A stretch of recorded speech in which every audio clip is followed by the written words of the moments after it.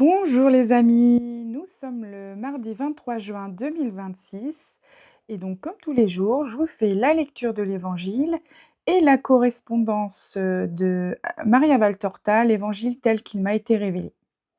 Donc c'est parti, au nom du Père, du Fils et du Saint-Esprit. Amen. Donc l'Évangile du jour, Matthieu 7. Entrez par la porte étroite.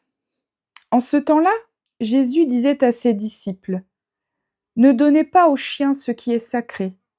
Ne jetez pas vos perles au pourceau, de peur qu'ils ne les piétinent, puis se retournent pour vous déchirer. Tout ce que vous voudriez que les autres fassent pour vous, faites-le pour eux aussi, vous aussi. Voilà ce que disent la loi et les prophètes. Entrez par la porte étroite.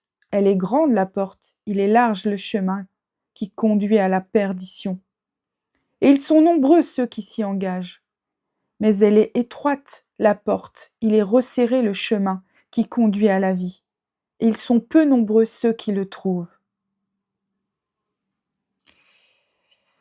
Amen.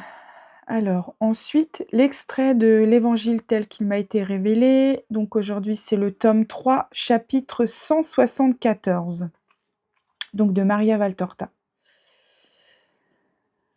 En plus du manque de charité, évitez l'imprudence. Je vous ai dit, tendez la main à ceux qui sont fatigués, ignorants, victimes de déceptions imprévues. Mais si c'est charité d'instruire les ignorants, d'encourager ceux qui n'en peuvent plus, de donner des ailes nouvelles à ceux qui pour de multiples raisons ont brisé les leurs, c'est une imprudence de dévoiler les vérités éternelles à ceux qui sont infectés par le satanisme. Ils s'en empareront pour jouer aux prophètes, pour s'insinuer parmi les simples, pour corrompre, détourner, souiller de manière sacrilège les choses de Dieu. Respect absolu, savoir parler et savoir se taire, savoir réfléchir et savoir agir. Voilà les vertus nécessaires du vrai disciple pour faire des prosélytes et servir Dieu. Vous avez une raison, et si vous êtes juste, Dieu vous accordera toutes ces lumières pour diriger encore mieux votre raison. Pensez que les vérités éternelles ressemblent à des perles. On n'a jamais vu jeter des perles au pourceau qui préfèrent des glands et de puantes eaux de vaisselle aux perles précieuses. Il les piétinerait sans pitié, puis, furieux d'avoir été trompé, il se retournerait contre vous pour vous mettre en pièces. Ne livrez pas aux chiens ce qui est sain. Cela vaut pour maintenant et pour plus tard.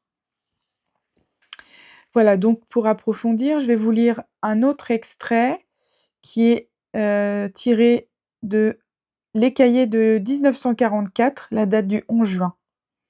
Et l'extrait s'intitule « Seule la souffrance peut sauver le monde ». Jésus dit : « Crois-tu, Maria, que je ne souffre pas de devoir vous assaisonner ?» entre guillemets, bien sûr, assaisonner. Ainsi, alors je reprends. « Crois-tu, Maria, que je ne souffre pas de devoir vous assaisonner ainsi par la souffrance, vous que j'aime par-dessus tout ? Crois-tu que si je le pouvais, je ne voudrais pas vous donner toute joie pour la joie que vous me procurez ? Mais pour sauver le monde, il n'est pas d'autre moyen que la douleur. Moi-même qui suis Dieu, je n'ai trouvé que celui-ci pour être le sauveur.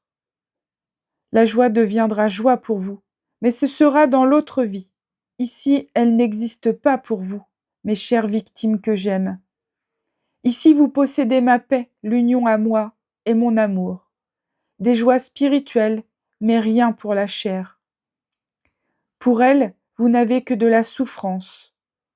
En outre, cela ne suffit jamais, puisque l'erreur ne cesse de croître.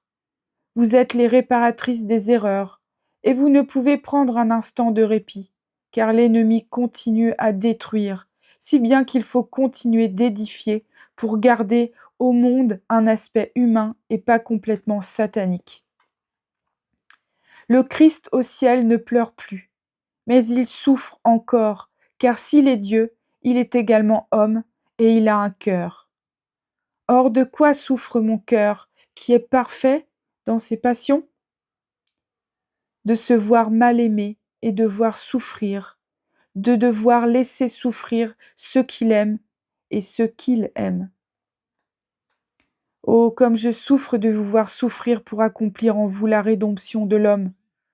Comme j'en souffre, mais à chaque palpitation de douleur qui répond à votre douleur, j'unis un don pour le ciel, pour votre ciel, c'est le vôtre.